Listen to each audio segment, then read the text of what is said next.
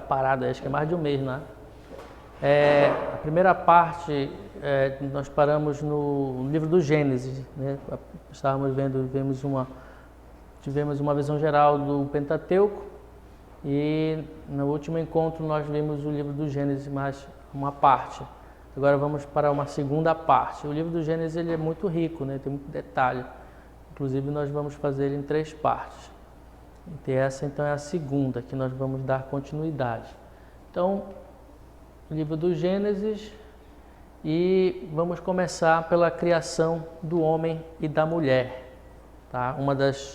Dos temas, né, abordados no Gênesis é justamente a criação do homem e da mulher. Acho que na primeira parte nós não tínhamos visto isso, falamos sobre a criação em geral, mas aqui esse tema da criação do homem e da mulher em particular é bem interessante. Por quê?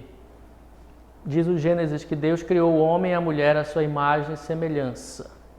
Tá? Então, quando ele fala em semelhança, a gente tem que lembrar que não é uma semelhança física, né? Que Deus não é corpóreo, mas espiritual. Então, fala de uma semelhança espiritual. Aonde é que isso se identifica em nós? É o que nós chamamos de alma. Tá? Então, se existe uma semelhança nossa com Deus, é exatamente na parte espiritual e na alma. Por isso que nós concebemos que a alma ela é imortal, porque Deus também é imortal, né? Então essa é a semelhança. E essa alma que é a nossa parte espiritual, ela é dotada de inteligência, liberdade, vontade, memória, consciência e assim por diante. Então, os atributos da alma são esses aqui, né? Então, nós temos liberdade, nós temos inteligência, vontade, consciência e assim por diante. Quando se fala na parte, né, da criação da mulher, a gente sabe como é a narrativa lá que está no Gênesis, né?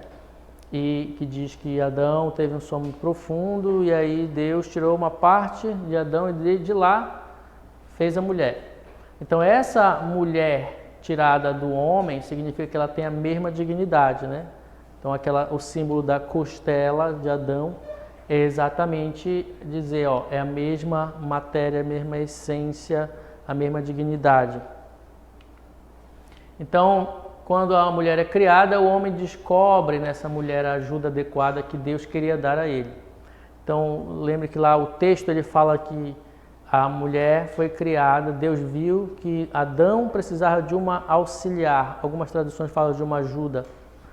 E exatamente nessa mulher é que o homem ele percebe o que era essa ajuda ou essa auxiliar que Deus queria dar a ele. Tanto é que a exclamação de Adão, né, isso é carne da minha carne, osso dos meus ossos, reflete o que? A capacidade de ambos se unirem intimamente no matrimônio. Então ele já percebe, né, que existe uma profunda unidade entre eles, né? Então é possível haver essa intimidade, essa união que exatamente se dá o que nós chamamos de matrimônio. E é esse texto aqui, né, que Deus diz, não é bom que o homem esteja só, e depois a exclamação de Adão, este é realmente osso de meus ossos, carne de minha carne. Ela se chamará mulher porque foi tirada do homem. Lembre que essa tradução ela não é correta, a tradução correta do hebraico é essa aqui, né? Porque o homem em hebraico significa ish, né? A palavra escrita em hebraico se pronuncia ish. E a mulher que vem do ish é a isha, né? Acrescenta só uma letrinha em hebraico e aí tem a Ishá. A tradução correta não seria mulher e homem, porque no português homem e mulher, mas seria, alguns traduzem como humano, a humana, outros traduzem, por exemplo, geralmente os protestantes falam em varão, né? E falam de varoa. Por quê? Porque é uma palavra derivada da outra. Mas no português ficou sem sentido, né? Porque as palavras são totalmente diferentes, certo?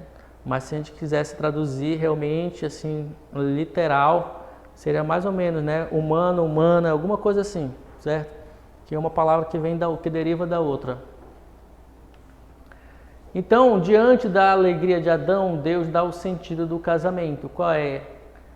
Por isso, o homem deixa o seu pai e sua mãe para se unir à sua mulher, já não são mais que uma carne, né? Não são dois, né? Mas são uma carne. Tá? Então, esse é o sentido. Exatamente porque Adão contempla, percebe que ali existe essa possibilidade de uma união íntima. E daí é daqui que a gente tira, né, o ensinamento de que o matrimônio desejado por Deus é exatamente esse. Primeiro, monogâmico, que é entre um homem e uma mulher. E que Jesus lembra também essa passagem para dizer que o matrimônio também é indissolúvel. Lá em Mateus 19:5, quando ele está num debate lá com os saduceus, ele fala exatamente isso aqui, né? Ele refere-se a essa passagem aqui. Então ele diz que ali está a indissolubilidade do matrimônio. O que Deus uniu, o homem não separe, né? Na palavra de Jesus. Ou seja, é indissolúvel a partir do momento em que realmente esse matrimônio ele se concretiza. Por isso que ele colocou aqui se for válido, porque existem condições, né, para o matrimônio ser válido. Se ele não for válido, aí isso aqui também não se aplica, tá? Essa indissolubilidade. Mas se for um matrimônio válido, aí sim ele se torna indissolúvel. Então Deus criou o homem e a mulher e os uniu pelo amor. É o que a gente chama, o Papa João Paulo falava muito na teologia do corpo, em unidade dos dois. Né? São duas criaturas, mas estão unidos. E o que os une é justamente o vínculo do amor. Por isso que para o matrimônio ser realmente algo válido, como eu falei aqui, o critério primeiro é que exista um amor, né? Se não existe esse amor, por qualquer circunstância, então esse matrimônio não é válido. Isso indica também uma certa semelhança com a comunhão divina na Santíssima Trindade. Tá? Qual é a comunhão, qual é a semelhança com a Santíssima Trindade? Porque na Santíssima Trindade também existe uma relação de amor, né? Pai e filho, é uma relação profunda de amor que gera uma terceira pessoa chamada Espírito Santo. Assim também o vínculo matrimonial entre homem e mulher gera uma terceira pessoa chamada filho. Né? Então tem essa analogia, essa semelhança, tá, com a comunhão na Santíssima Trindade. O Gênesis também mostra a igual dignidade do homem e da mulher contra a subvalorização da mulher no mundo antigo. Então essa abordagem, essa visão do Gênesis de dar uma dignidade para a mulher já também contrapõe ao valor que não era dado, na verdade, à mulher no mundo antigo. Infelizmente, muitas pessoas interpretaram e interpretam ainda de maneira errônea o Gênesis, porque fala, né, de como a questão da costela de Adão como se fosse uma submissão, como se fosse uma coisa inferior. E não é esse o sentido é dignidade, igual dignidade. Coisa que só no nosso tempo mesmo que as mulheres, na verdade, começaram a perceber ou serem valorizadas como tal, né? Porque no mundo antigo não existia isso, mas o livro do Gênesis já traz essa novidade, embora não tenha sido bem interpretado. Santo Agostinho diz que Deus não tirou um pedaço do pé do homem, isso aqui é a interpretação de Agostinho, né? Para criar a mulher, porque ele não devia pisar nela. E nem tirou um pedaço da cabeça, porque ela não devia ser a cabeça do casal, mas tirou um pedaço do lado do homem, para ser-lhe companheiro adequado. Então Santo Agostinho já tinha uma noção dessa questão da dignidade, né, da mulher, certo? E não para ela ser totalmente submissa, mas para ser companheira, né? E a afirmação do Gênesis também, crescer e multiplicai-vos, né? Também tem um sentido. O que é? O casal humano é cooperador de Deus na obra digníssima de gerar os seus filhos. Então aqui também essa outra ensinamento da igreja, né? O casal, os filhos, na verdade, eles são o produto do que? Dessa cooperação. Deus continua criando, Deus quer continuar a sua criação, mas ele exige também agora a colaboração do homem e da mulher. Então por isso que eles são colaboradores, né? Ou cooperadores de Deus na obra da criação. A perda desse conceito levou o mundo hoje a uma implosão demográfica. É o que a gente vê hoje, principalmente na Europa, não em todos os países, né? Mas os países, por exemplo, na América Latina, Europa, onde mais que a gente vê muito isso? Ásia, nem tanto, alguns países também estão nessa implosão, né? A Ásia, que são muitas populações imensas, né? Como Índia, China, também tem essa implosão. Qual é o problema disso? Vai ter vários problemas. Isso aqui o Papa João Paulo II já falava há muito tempo atrás, mas nunca deram ouvido para ele, né? Que chegaria um momento que essa implosão demográfica ela traria problemas sociais e econômicos. As crises que nós tivemos, né, nas décadas passadas aí, elas começaram exatamente por isso. E qual é o problema disso também? Por exemplo, na Europa, as pessoas não querem ter mais filhos, a demografia, né, caiu muito, mas ainda assim continua com uma população de quê? De imigrantes.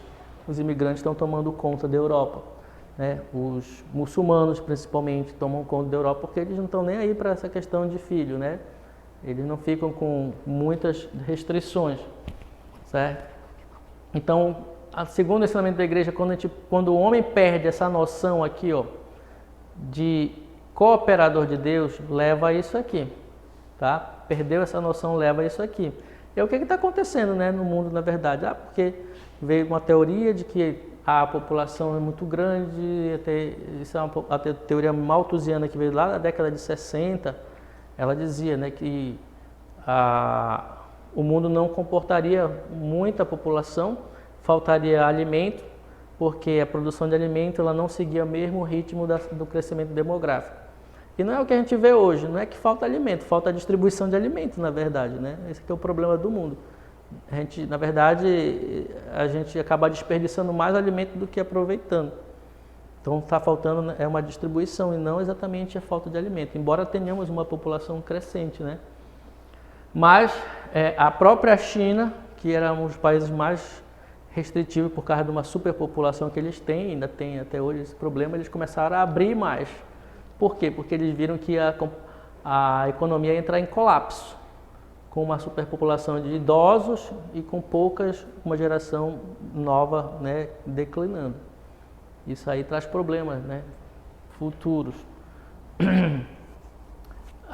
E aqui também entra até o próprio conceito que nós temos, a mentalidade, na verdade, que nós temos antinatalidade hoje na nossa sociedade, né? Nós crescemos hoje, inclusive muitos católicos já não pensam mais nem em ter filhos, já não querem ter filhos, porque já entrou essa mentalidade, né? Aquela ideia de filho da despesa, não sei o quê, blá blá blá. E isso, na verdade, vai contra aquilo que eu posso dizer que é o primeiro mandamento da lei de Deus, esse aqui, olha. O primeiro mandamento que aparece na Bíblia é esse aqui, crescer e multiplicai-vos, né? É o primeiro que aparece. Está lá no Gênesis, primeiro capítulo. Bom, o trabalho humano já é uma cooperação do homem no projeto da criação do mundo por Deus, né? Então, o trabalho mesmo que é fruto do quê? Ele surge por causa do pecado original. Antes o homem não precisava trabalhar, mas com o pecado Deus coloca, né, que agora o trabalho ele vai ser o meio de sobrevivência do homem, não só de sobrevivência, mas também como de redenção. Às vezes a gente pode interpretar como se fosse um castigo de Deus, né?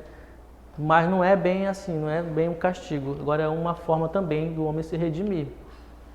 É um meio para desenvolver a personalidade, sustentar a família, contribuir para a melhoria da sociedade e servir aos irmãos, né? Se a gente olhar o trabalho, ele tem esse lado positivo. Antes o homem não precisava trabalhar, mas agora ele precisa, exatamente para desenvolver todas essas suas capacidades aqui, né?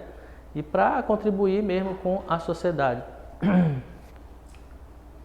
Então, cabe ao homem agir no mundo através do seu trabalho. O trabalho tornou-se ferramenta, né, de ação do homem no mundo.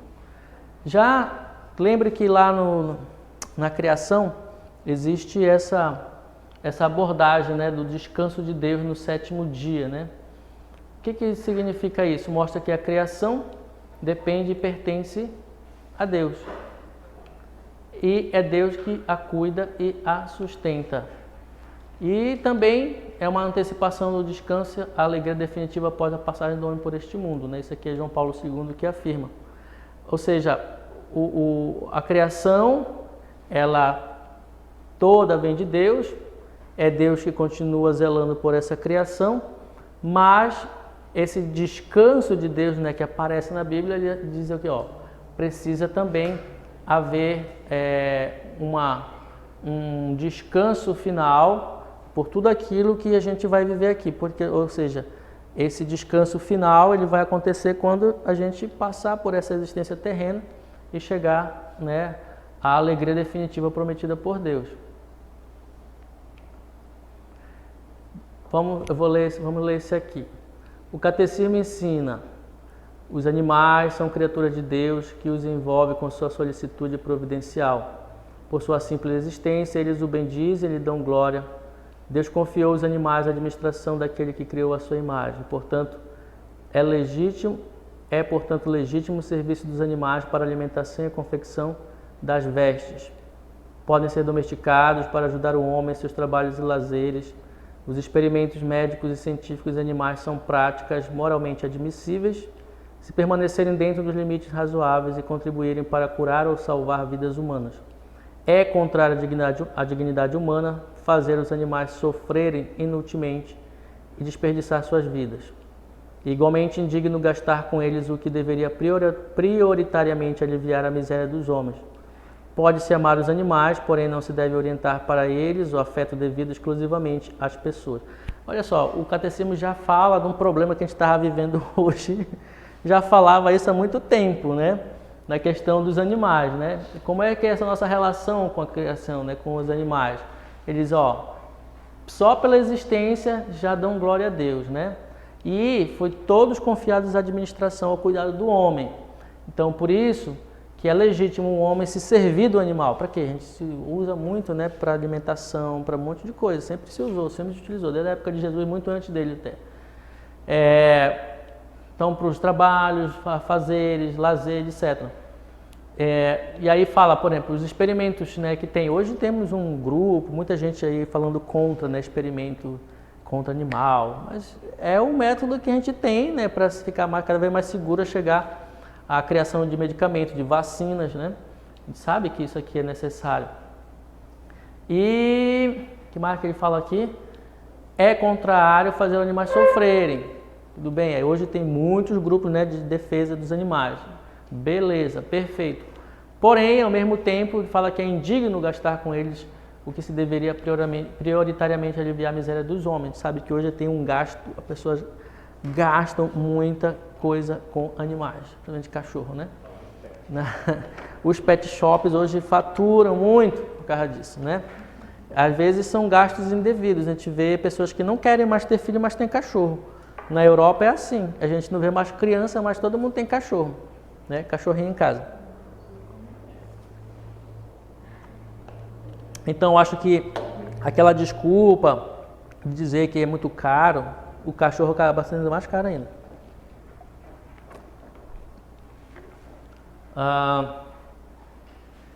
Então, pode-se amar os animais, porém não se deve orientar para eles o afeto devidamente exclusivo às pessoas. E é exatamente o que está fazendo, não está acontecendo hoje, né? As pessoas estão direcionando seus afetos todos para os animais, né? Não mais para o ser humano. Por isso que essa insensibilidade que a gente tem já dentro da sociedade entre o próprio ser humano.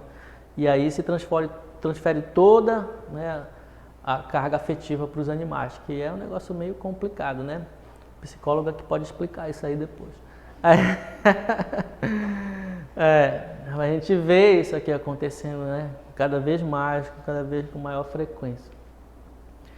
Então, o homem se torna infeliz na medida que se afasta do princípio original da vida, isto é, de Deus, e se corrompe com a presença do mal. Responde, de certo modo, a mentalidade expressa em Provérbios. O temor ao Senhor prolonga os dias, mas os anos dos ímpios são abreviados. E esse aqui, gente, ele serve para explicar, por exemplo, a gente vai falar logo mais à frente, né? Que a questão da durabilidade, né? A vida longa das pessoas, porque lá na Bíblia aparece que algumas pessoas viveram muito tempo. Por que que eles viviam tanto esse tempo e hoje a gente não vive tanto assim? Mas o que deve ajudar a gente a entender é que o homem só é feliz quando ele está de acordo com o princípio que Deus colocou aqui para viver, né? Mas quando ele se afasta, ele se torna infeliz, ele se corrompe, certo? E o Provérbios aqui ele já falava disso aqui, o temor ao Senhor prolonga dias, mas os anos dos ímpios são abreviados, certo?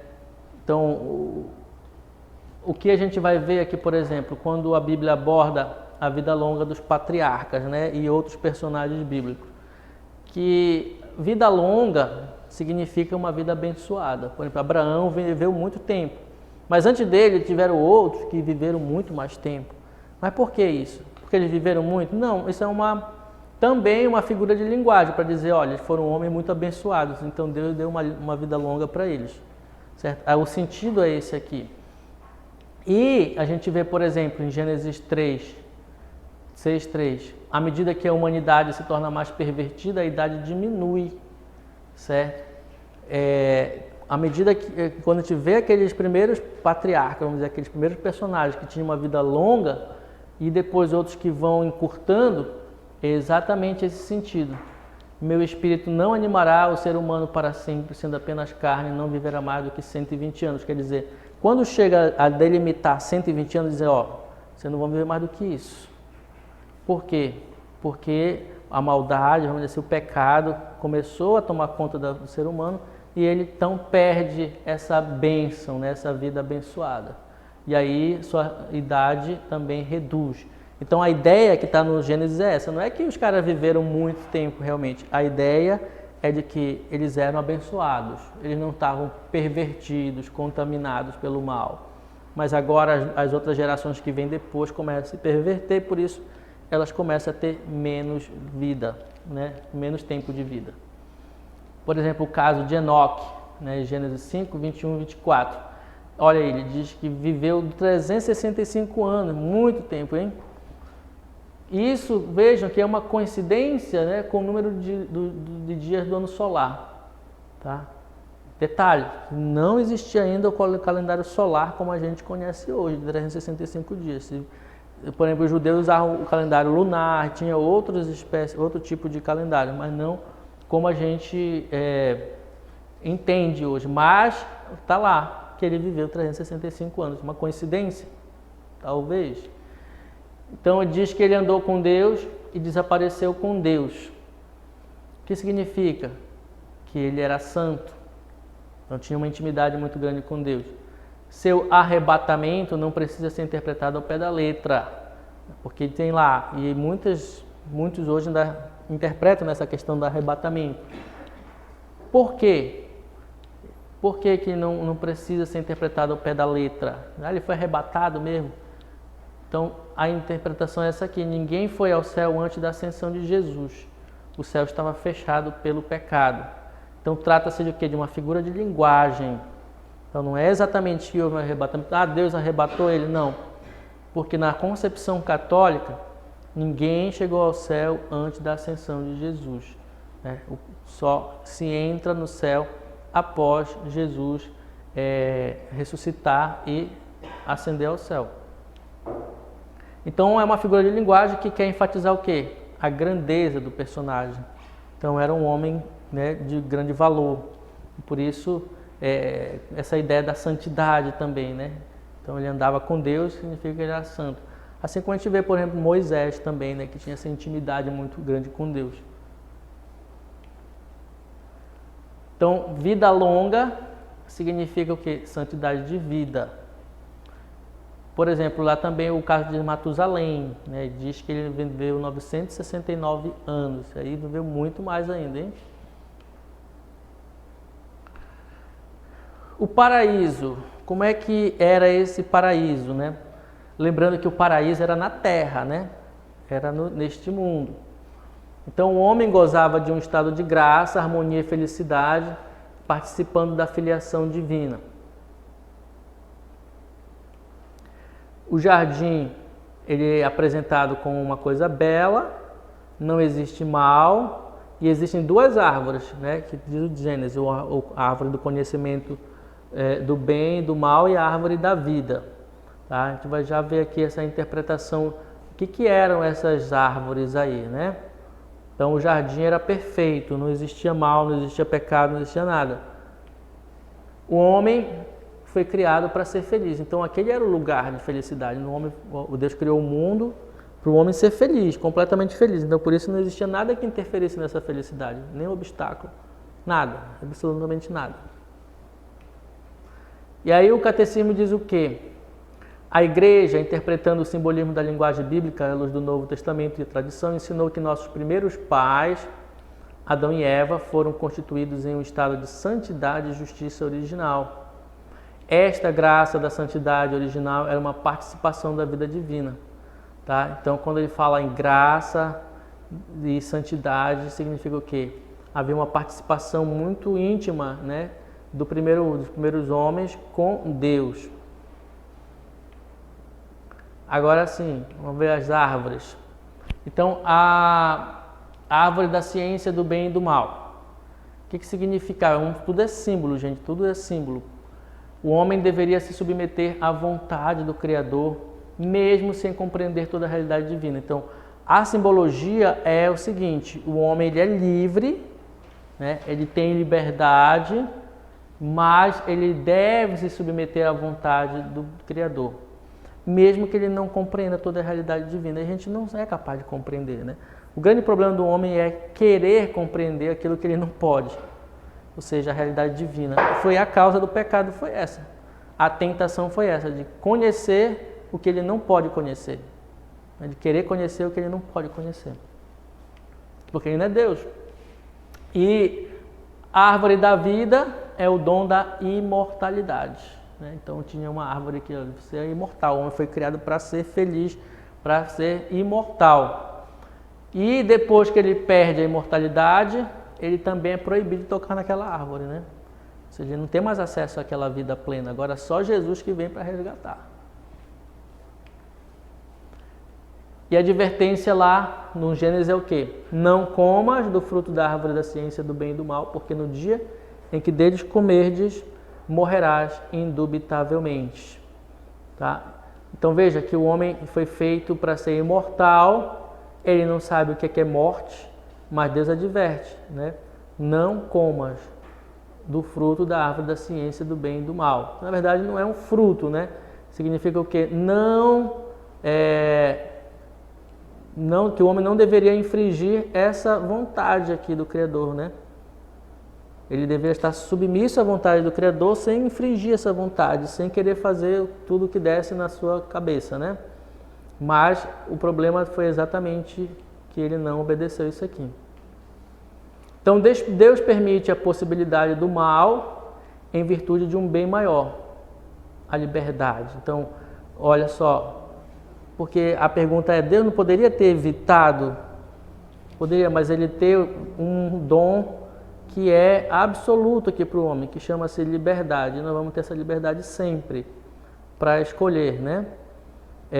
Mas ele possibilitou que acontecesse um mal? Sim, para não ferir o princípio da liberdade. Deus não quis o homem como marionete, até hoje, né? Às vezes as pessoas questionam Deus por causa de suas próprias escolhas. Se escolhe errado, você vai sofrer consequências, né? Então, nós não somos bonecos, não somos marionetes. Deus deixa a gente fazer o que quiser. Então, o homem ele é capaz de discernir o que é bom e é mal através da sua razão, liberdade e consciência. Então, Deus nos dotou de razão, liberdade e consciência, e isso já nos possibilita, já nos dá a ferramenta para discernir, né, o que é bom e o que é mal. Porém, ele não pode ser o Senhor, né, do bem e do mal. Por quê?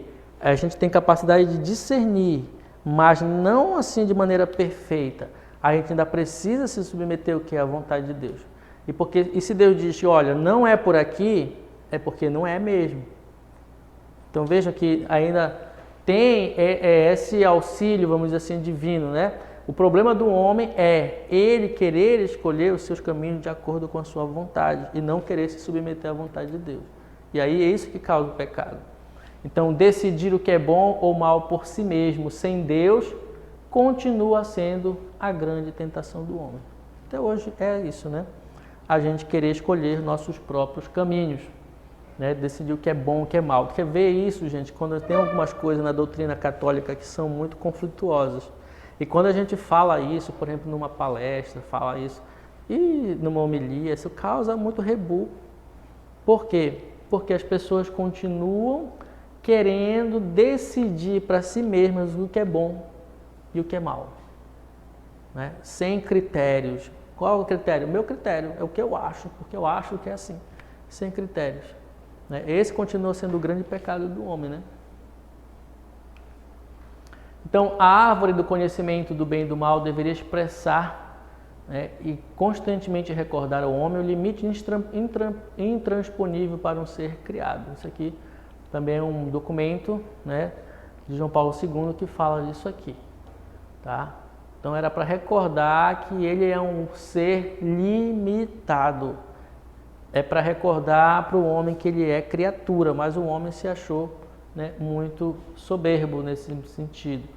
Então o homem continua a querer agir no lugar de Deus. Foi essa grande tentação lá no paraíso, né? A serpente chegou para Adão e Eva e disse: olha, vós sereis como deuses. Então esse continua a ser a grande tentação. Agir no lugar de Deus, agir como Deus.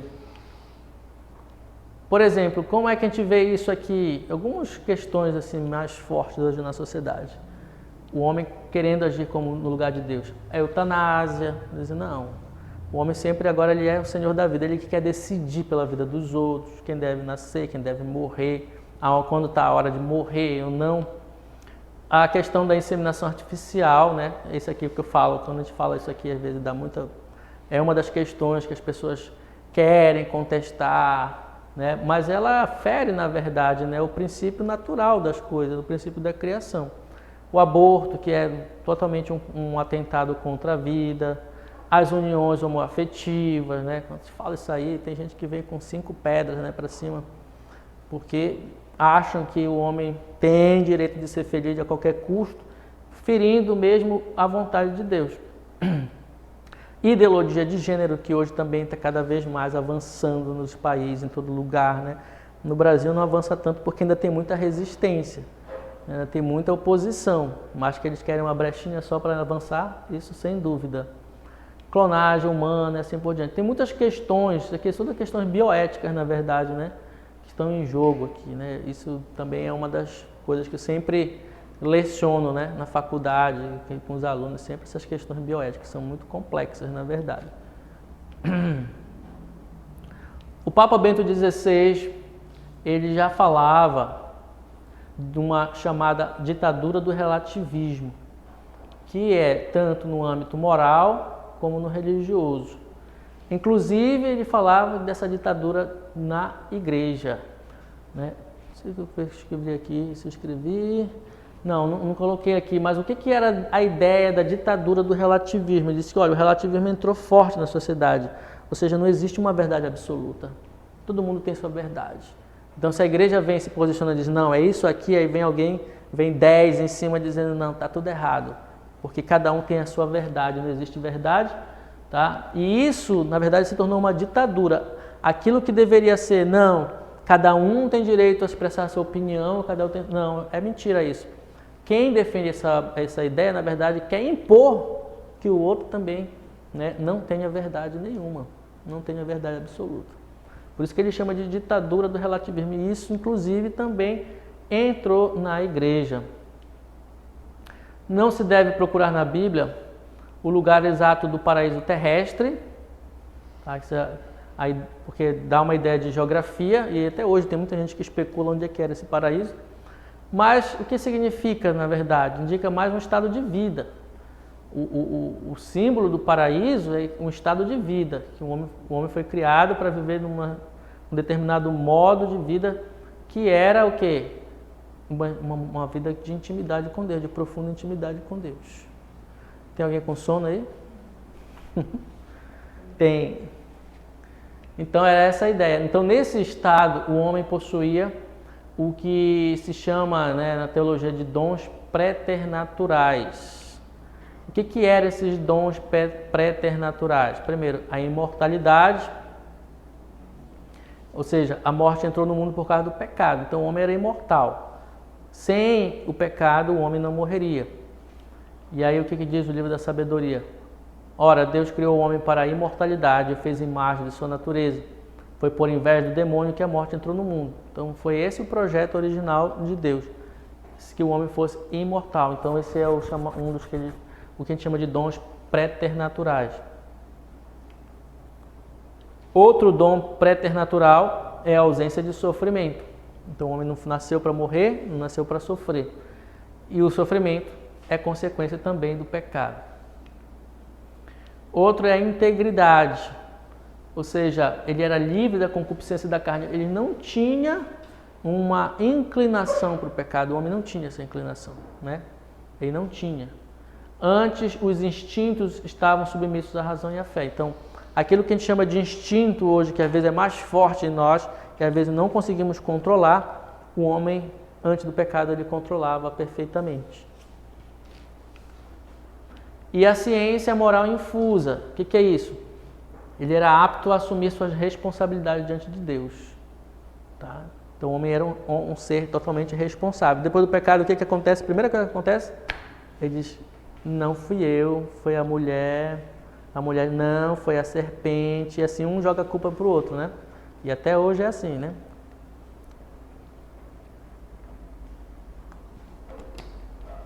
Ninguém assume culpa. Vamos lá falar sobre o pecado original agora em si. Essa parte aí, acho que a gente nem vai concluir, porque ela é um pouco longa. O livro da sabedoria diz o quê? Deus criou o homem para a imortalidade, que é por causa da inveja do demônio que a morte entrou no mundo, né? Vimos isso aí. E Jesus dá alguns títulos para o demônio, hein? Por causa dessa ação do demônio. Ele diz que é um homicida desde o início, é um mentiroso e é pai da mentira. É Jesus que fala bem dele pra caramba, né? É homicida, é mentiroso e é pai da mentira, né? E continua, né, sendo até hoje. A função dele é essa, né? É realmente levar os homens à morte. Por isso que ele fala de homicida. É afastar o homem de Deus, é levá-lo à morte. Então o demônio é simbolizado na Bíblia pela figura da serpente, né? Vemos lá a serpente que vai lá, aparece para Eva. E as pobrinhas da serpente hoje, até hoje, sofrem por causa disso, né? Que todo mundo odeia as bichinhas, não tem culpa nenhuma. Lembrando que isso aqui é somente um símbolo, né? É um simbolismo que aparece na Bíblia. E por que a serpente? Bom, alguns motivos. Ela era símbolo dos homens maus, já na antiguidade já existia, né, essa associação da maldade com a serpente. Eu acho que por causa do veneno da serpente, né, da picada da serpente, essas coisas todas. Então, elas sempre foram uns animaizinhos bem perseguidos, até hoje, coitado. Não pode ver uma cobra que quer matar a bichinha. Sabe que eu sou defensor das cobras. Para os cananeus, ela era uma divindade associada à vida e à fecundidade. Então existiam religiões, como os cananeus, que associavam, né, a serpente à vida e à fecundidade. Então algumas religiões realmente antigas, elas cultuavam, né, as serpentes. Para os israelitas, a imagem da serpente simbolizava o perigo de se cair na idolatria, como faziam os pagãos. Já tinha uma outra visão para os israelitas, porque os povos pagãos, eles cultuavam a serpente como um deus, né? E eles sabiam que isso era idolatria. Então, se aproximar da serpente ou a imagem da serpente lembrava o quê? A idolatria, né? Então, para os israelitas não havia essa possibilidade. E aí uma pergunta que aparece: a serpente falava? Porque a serpente dialoga com Eva, né? Mas aí a serpente falava, ela perdeu a habilidade de falar, né? Ela não fala mais, né? E tudo isso é um simbolismo, né? É uma imagem simbólica, significa o seguinte, gente: a tentação de Eva, que ela tem, né, com Eva, é para ilustrar como acontecem as nossas tentações. Na verdade, o autor criou um diálogo, né, entre Eva e a serpente, mas para dizer, olha, a nível interior, na nossa consciência, é isso que acontece. é esse diálogo, existe um diálogo.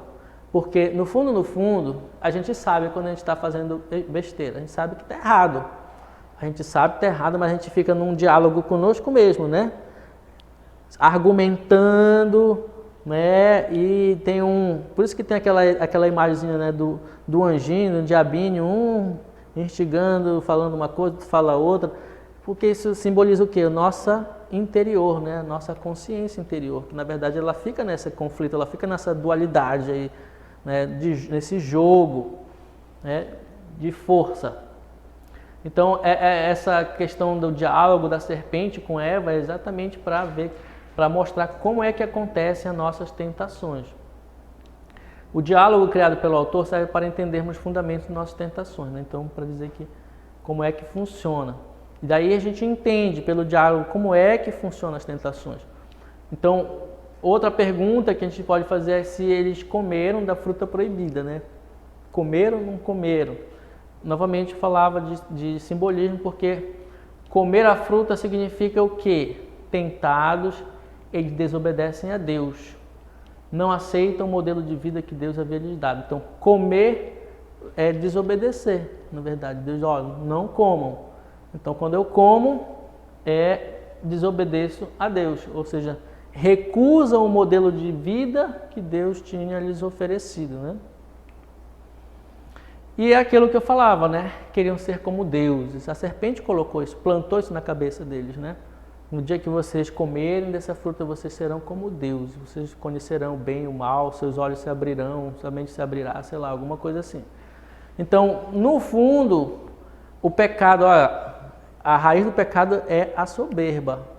Ou seja, aquele desejo de ser grande. E a gente continua, né, cometendo esse mesmo erro até hoje. Não é que o pecado é a soberba, é a raiz do pecado. O pecado é a ação. O pecado continua sendo o quê? Desobediência. A ação foi o quê? Desobedecer uma ordem de Deus.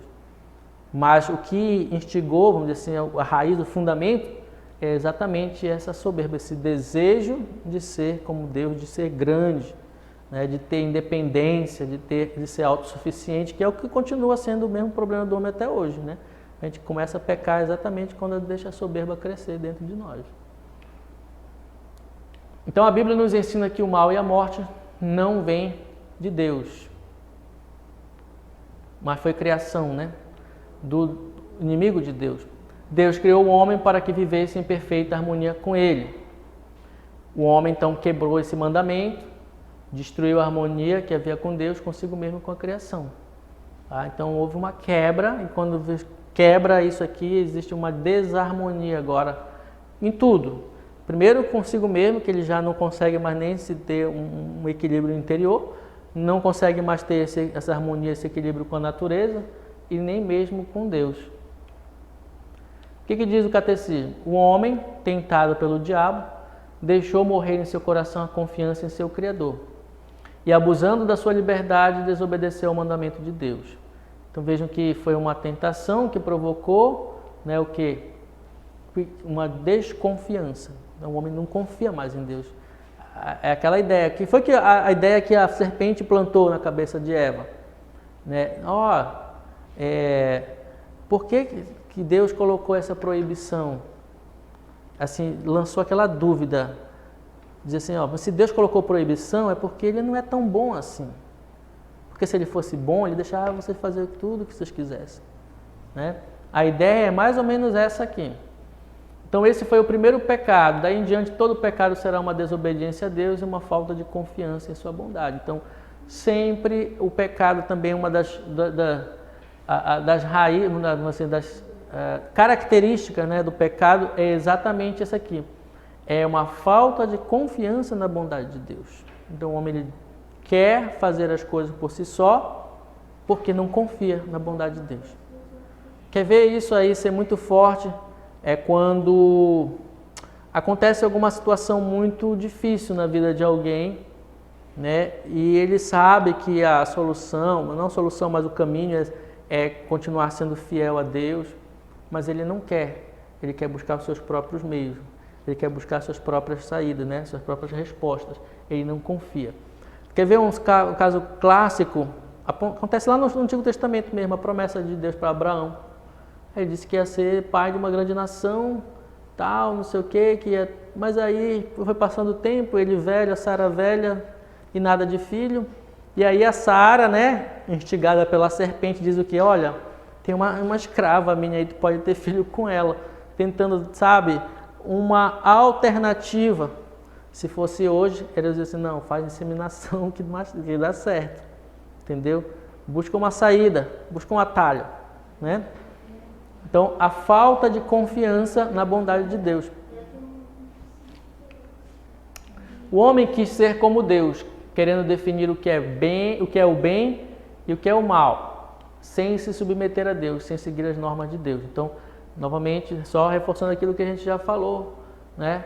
Ele quer definir o que é bom para si mesmo, o que é mal para si mesmo, sem a regra de Deus.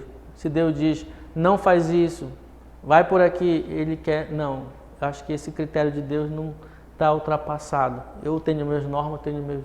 É o mundo, né, que a gente vive hoje. Na verdade, é um mundo sem Deus, um mundo que segue suas próprias normas. Satanás instigou Eva para serem como deuses. Já falei isso aqui. Mas, ao fazer isso, nossos pais disseram não a Deus. Então, o ser Deus continua sendo uma negação a Deus, dizer não ao projeto de Deus. E o pecado original, né, só para a gente estar quase no fim aqui, ao contrário do que muita gente pensa, não tem nada de sexual, tá? Porque as pessoas acham que o pecado original tem a ver com a questão sexual. Na verdade, a questão sexual é uma consequência, né? Mas não que seja diretamente ligada à questão sexual. Vou já explicar. O pecado sexual ele só aparece depois do pecado original como consequência, tá? Então, o homem e a mulher estavam nus e não se envergonhavam. Então, existia uma perfeita harmonia, né, física, corpórea, espiritual entre homem e mulher. Então, não tem nada de sexual aqui. Dizendo, mas após o pecado, aí já acontece um problema, porque aí já não consegue mais nem se olhar. Ou seja, o que era esse olhar? Alguns explicam, como a teologia de João Paulo II, que o olhar do homem antes do pecado era um olhar de Deus. Ou seja, ele vê o todo, ele vê a alma, ele vê tudo. Mas depois disso, ele perde essa capacidade de ver a totalidade do outro. O que ele vê? Ele só vê o exterior. Ele só vê a casca. Certo? E aí ele já se sente até incomodado por isso. Porque ele só vê o outro como objeto mais. Não consegue mais ver a sua essência. Então, as consequências do pecado original são o quê? Perda do estado de santidade, né? Perdeu, porque ele já tinha uma participação da vida divina perfeita, né? Que era o estado de santidade. Perdeu isso aqui.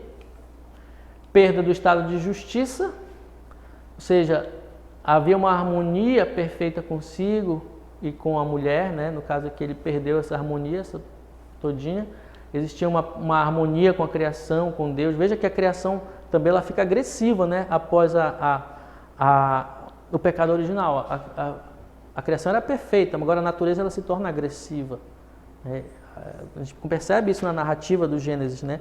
A natureza ela pode nos ajudar, mas ela pode também ser nossa inimiga, e muito grande, né?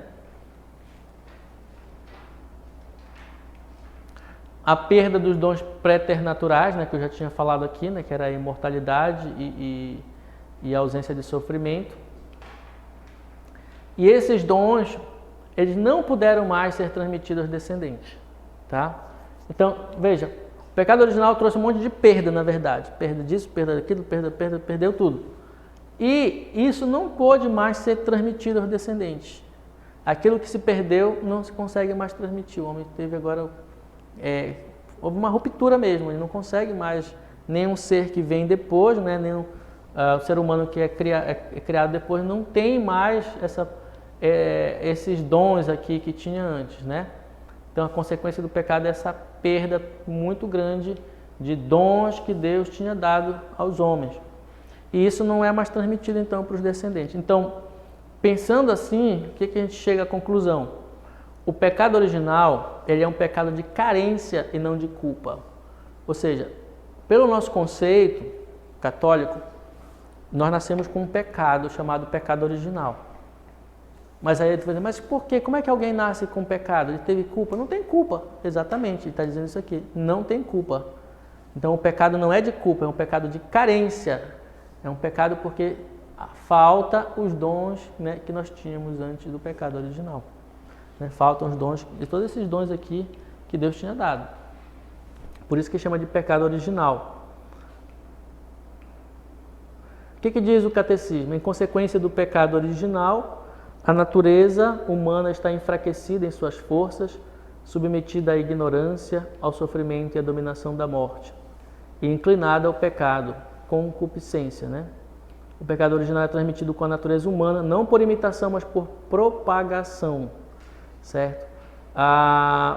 Então, a consequência, como ele fala aqui, é que a natureza humana foi enfraquecida, né? Ela está agora dominada pela morte, pela concupiscência, que é aquela inclinação ao pecado, tá, ok? Então agora esse pecado ele é transmitido não por imitação, ou seja, a gente não precisa mais repetir mais nada, a gente já herda, né? Essa propagação seria como se fosse uma herança que nos é dada já ao nascermos. O pecado causou a desarmonia no mundo, as criaturas se rebelam contra o homem, né? Aquilo que eu falava agora, da questão da natureza. E aí o Gênesis diz assim, porque ouviste a voz de tua mulher e comeste do fruto da árvore que eu te havia proibido comer, maldita seja a terra por tua causa. Então a terra ela produzia tudo de boa, né? Não precisava o homem cultivar a terra porque ela já oferecia tudo. Agora o homem tem que suar, tem que trabalhar em cima dessa terra. Tirarás dela com trabalhos penosos o teu sustento todos os dias de tua vida. Ela te produzirá espinhos e abrolhos e tu comerás a erva da terra. Comerás o teu pão com o suor do teu rosto, até que voltes à terra de que foste tirado, porque és pó e tu pó hás de tornar, perdão. E ao pó, acho que aqui é o pó. Ao pó, que faltou aqui o ao pó. Tu hás de tornar. Então vejam que agora essa natureza, ela não é mais tão maravilhosa assim, embora a gente continue admirando, mas o homem precisa lutar realmente com essa natureza para tirar alguma coisa dela. E antes não era assim. Então Deus promete a salvação ao dizer que o demônio vai rastejar e comer o pó da terra. Isso é a maldição, vamos dizer assim, né? De Deus sobre o demônio, que ele vai ter que rastejar e comer o pó da terra. Essa imagem simboliza a derrota do demônio. Rastejar é o quê? Submissão. Uma criatura que está submissa, que está derrotada. A vitória será realizada por um descendente da mulher. Lembra aqui que ele fala, porém o ódio entre ti e a mulher, entre a tua descendência dela. Esta te ferirá a cabeça e tu lhe ferirás o calcanhar. Então veja, tem algumas interpretações aqui, né, sobre isso. Por exemplo, quando ele fala de descendência, porque vocês já viram muitas imagens de Nossa Senhora, né? Que essa mulher ela é interpretada como Maria, mas como a igreja também, tá? Então, tanto é que Maria é dita como uma imagem da igreja. E aparece a cobrinha, né? Ela está pisando em cima da cobra, né?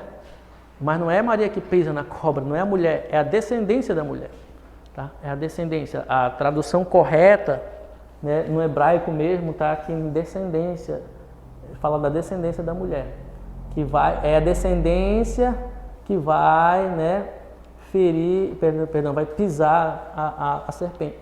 Quando eu falo esta te ferirá, ela está falando da descendência, não da mulher. Então na tradução no hebraico correto, esta ela não se refere à mulher, mas sim à descendência da mulher, tá? Então esta descendência te ferirá a cabeça. Ou seja, é o filho da mulher, né? Para nós, interpretado é Cristo, é Jesus que pisa e vence a serpente. Por isso que ela já está submissa, já está derrotada. Tá? Mas ela continua agindo, né? Ela sabe que está derrotada, mas ela continua ferindo o calcanhar.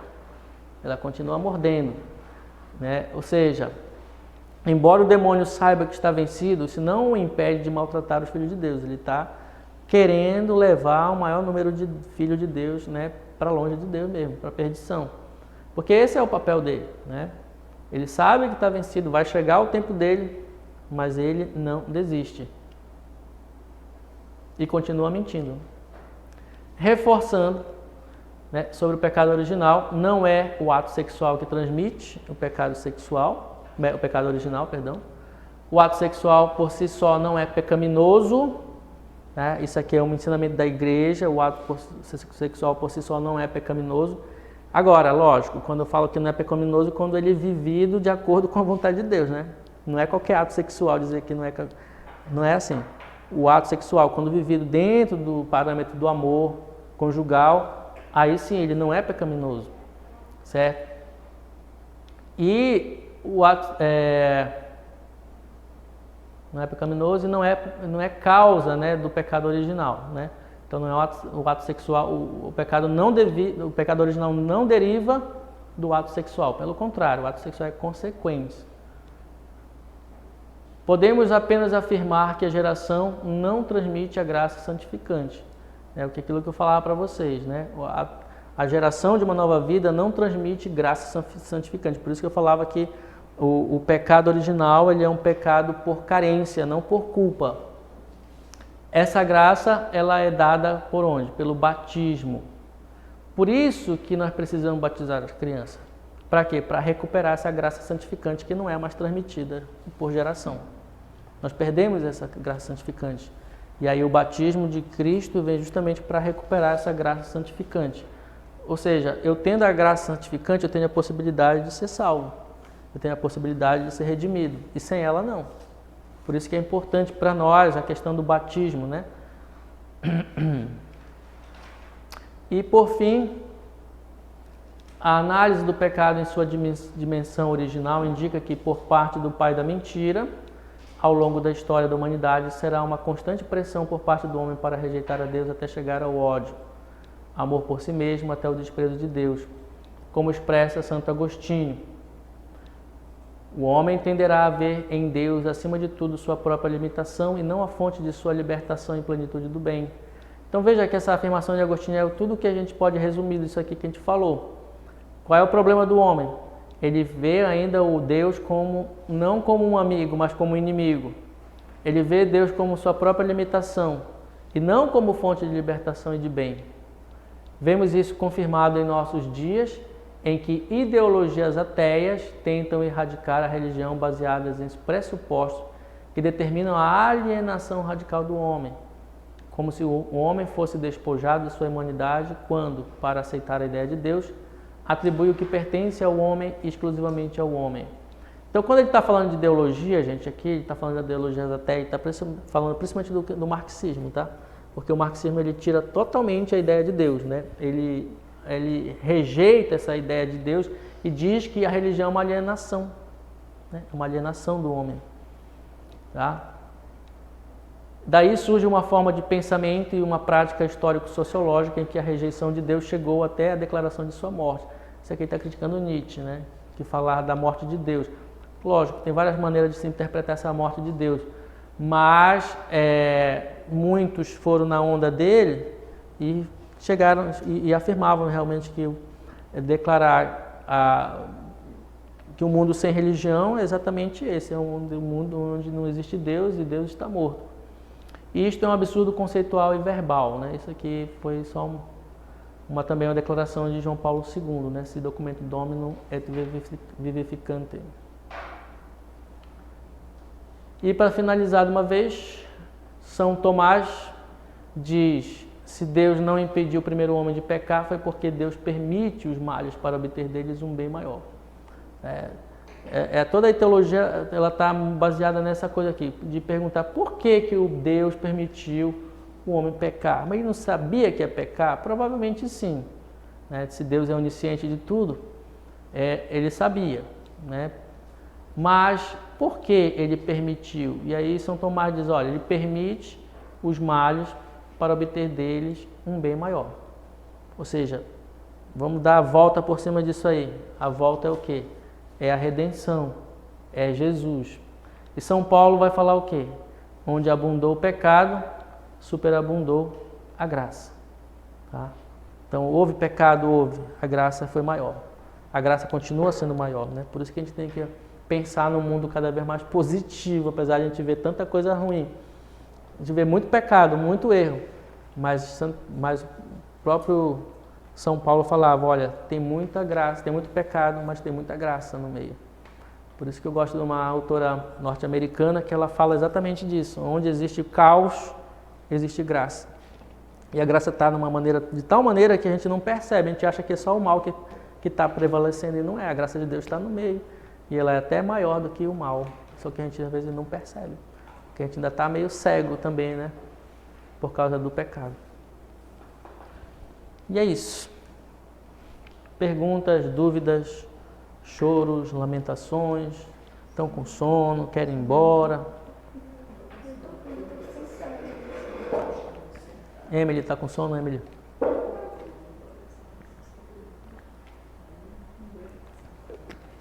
Tem alguma pergunta? Alguma curiosidade?